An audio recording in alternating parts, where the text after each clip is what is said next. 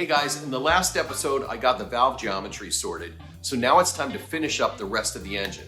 Let's get started. Okay, here's where we left things off, about to put the pushrod tubes in. But before that, I need to put this very important piece of tin on the engine. It goes against the head here and behind the pushrod tubes, so it's really important you put this piece of tin on first. It takes a 5x10 bolt, and I'm using a fresh one here. And now that the tin is on, I'll begin to put the pushrod tubes in. First, I want to make sure that everything's really clean, because you know how important clean is in building an engine. Here's pushrod tube. I'm reusing them and just cleaned up, made sure the channel was good and everything was clean. I've already put the green Viton seal on, that's the bigger one. Now I'll put the smaller one on. It goes in through here like this. What I'm gonna do is put a little Loctite 565 on this to help the seal on the head side, which is generally the leakier side. On the other side, on this side, I'm just going to use a little motor oil.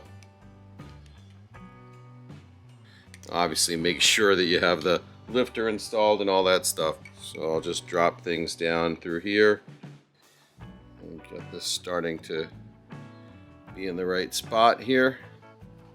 And now a little twisting motion and it should lock in. Sometimes you need a plier to kind of get it in, so what I've done is just wrap the teeth in some electrical tape so I don't do too much damage to this pipe. Kind of gripping it and twisting it while you're pushing. There it is. There it goes. So that's one tube in.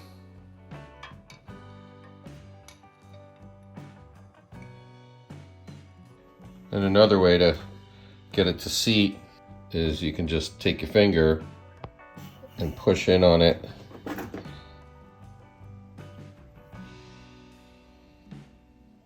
Easier than a plier, but you can't always do that. Now I'll put the exhaust pushrod in there and the intake pushrod in here. Final install for real.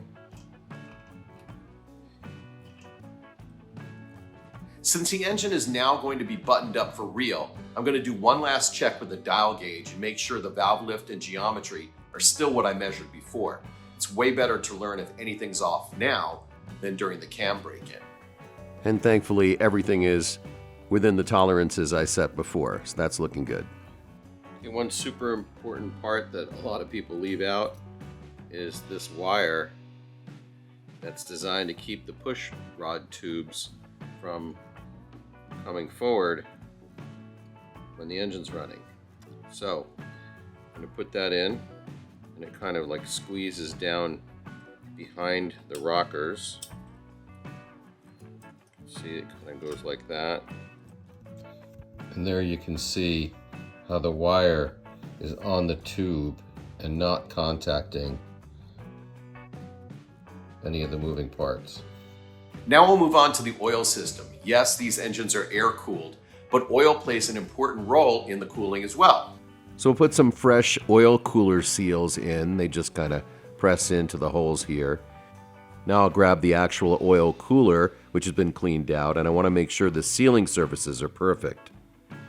And we'll put it in against the studs there, and then use these 3 really thick washers on the studs. In some of the older manuals, it shows those thick washers going behind the oil cooler. You don't want to do that unless you like leaks. Get some nuts on and we're ready to go. Here's the oil strainer. There's a gasket that goes against the case, then the strainer itself, and then another paper gasket, followed by the actual plate that goes on the bottom of the engine. Then the scariest nut on the whole engine is this little guy with a crush washer. This can't be tightened more than 9.2 foot-pounds, otherwise you run the risk of pulling it out of the boss, and then you're splitting the case open again and in a world of hurt. So be really careful with this one. Here's a new oil pressure relief system I got from Tangerine Racing, and it's got a rubber O-ring at the top that goes into the engine, and these screws align with the notch in the case. We'll just put put that in, put some oil on it, and make sure it's fully seated. Then we'll grab the plug and the crush washer and put that on. Make sure that that plug's really, really tight. We'll take a chisel or screwdriver and kind of pound it down and make sure that it's sealed. And now it's time for the taco plate and the large rubber O-ring. I forgot to install the paper gasket, which goes between the case and the taco plate, so I had to go back and I didn't shoot it, but that part's pretty self-explanatory. And the sender should face into the engine towards the crankcase. Here's another spot that leaks a lot in the taco plate here. So I've read that putting another gasket in here, and I put a little Curel T. And before I put the cover on, I'm gonna make sure that I take the lead, I take the wire, put that in here because you get it attached. Because it's not easy putting this on when it's on the car. You'll see that it kind of gets covered. So, all right. So now we're good there. You know, 60 inch-pounds of torque here.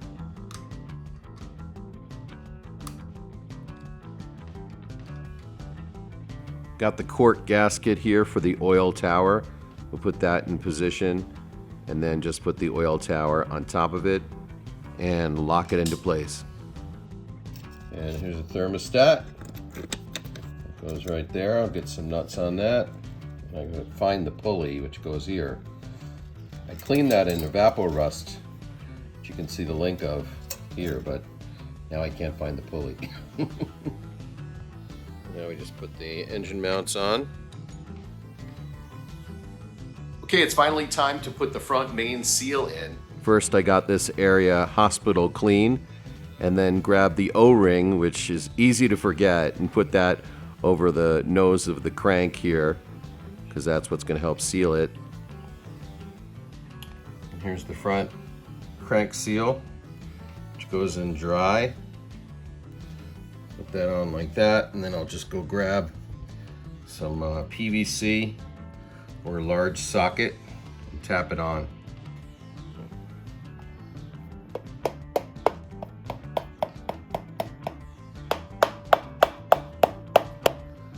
That's a big socket. All right, that's even all the way around. All right, and now the fan hub. You see that that's the notch for the Woodruff key. Also put some oil on this. Get it nice and lubed up.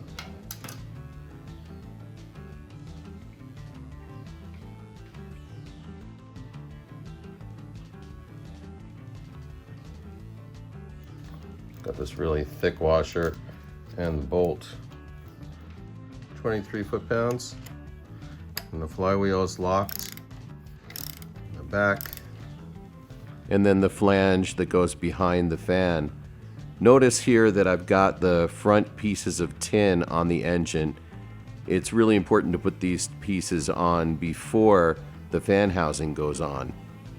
We'll tighten down the 4 nuts that hold the fan housing to the engine.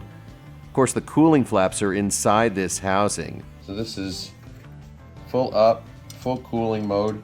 Air comes through the fan and over the heads, but on this side we have air forcing underneath the flap and into the oil cooler, and then up and over as well.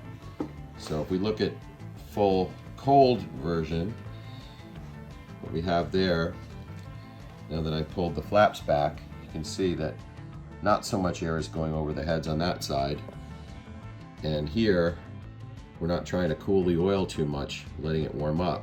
And then as the engine gets warmer, it goes down like that. Pretty simple and ingenious. Before I start putting the engine tin on, there are a few bits that are a lot easier to do at this stage. Got a new cylinder head temperature sensor, 914 rubber, goes right here into the head. You really want to make sure that this sensor is matched to your engine. Now these are an amazing find. New old stock W8CC plugs, which Jake Raby recommends. They're almost so cool, I don't want to put them in the engine. They're like vintage, but they're the real deal, and they're going in. All right, let's break the seal on one of these puppies. So cool.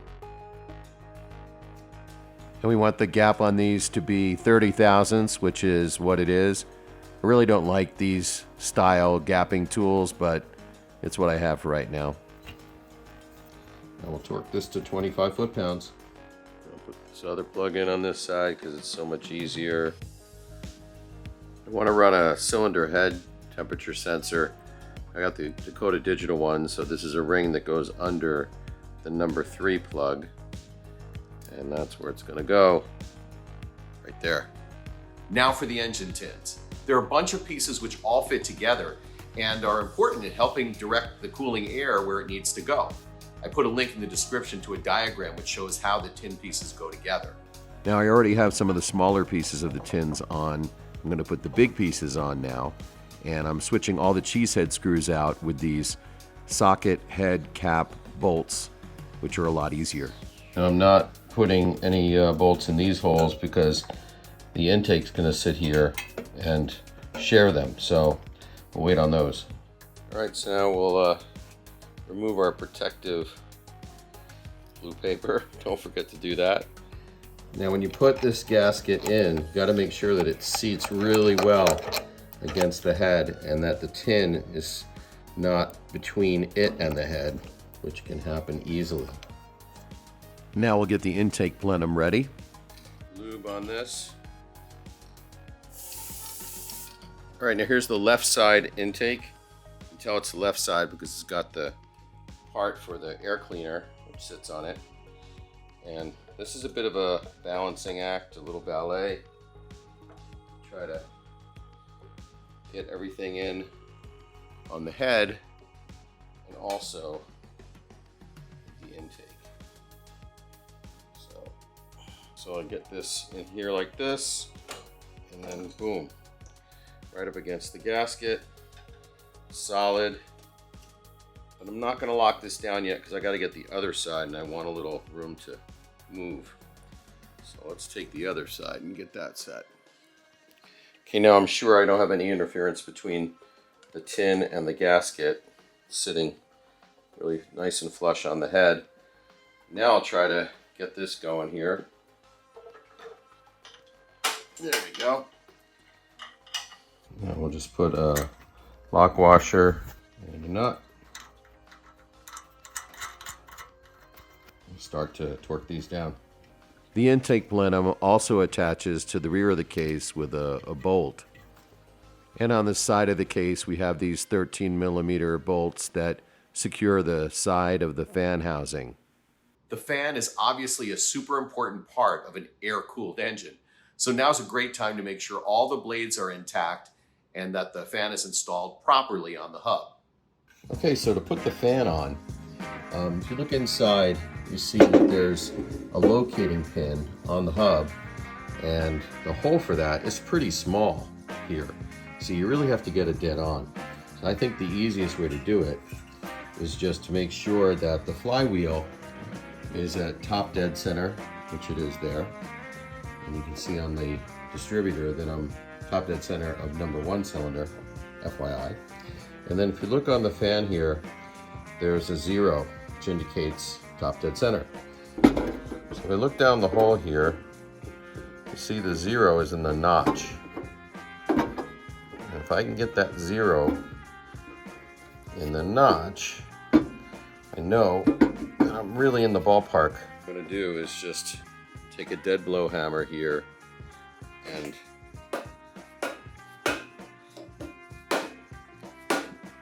see if I can get it to go home. Yep. So I know that that locator is good. So you can see in there, the 0 is right in the notch. And previous owner put some yellow paint, which is not a bad idea, on the fan blades there, so it's easier to see, because that little 0 is impossible when it's spinning. Now I'll put the 3 fan hub bolts on and torque them to 14 foot-pounds. then get the alternator and the belt rigged up. So the alternator has two attachment points. One, this is the adjustable side, which attaches to the housing here, and the bracket down below, which is the primary support that doesn't adjust. And you'll see that on the adjustable side that there's a funky nut that has a like a profile on it, like a little notch there. You see it? So that turns sideways and fits into that channel so that it doesn't turn as you adjust it. Now this tin here gets a sealing ring that goes behind it like this, and then you see that this kind of special squared bolt, see it's got like a special square thing in there, it goes in here. Just put it in there like that. All right, alternator belt.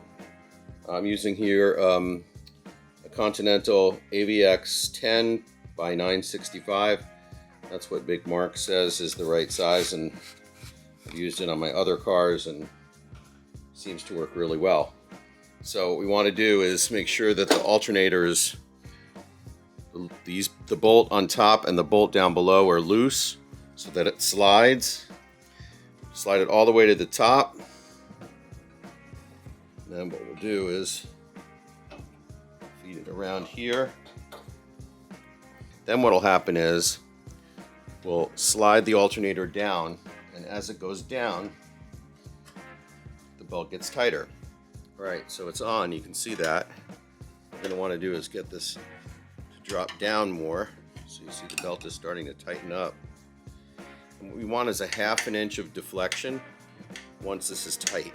So I think the easiest way to get this tight is to take a screwdriver and put it into the adjustment channel here and leverage it against the case, push down until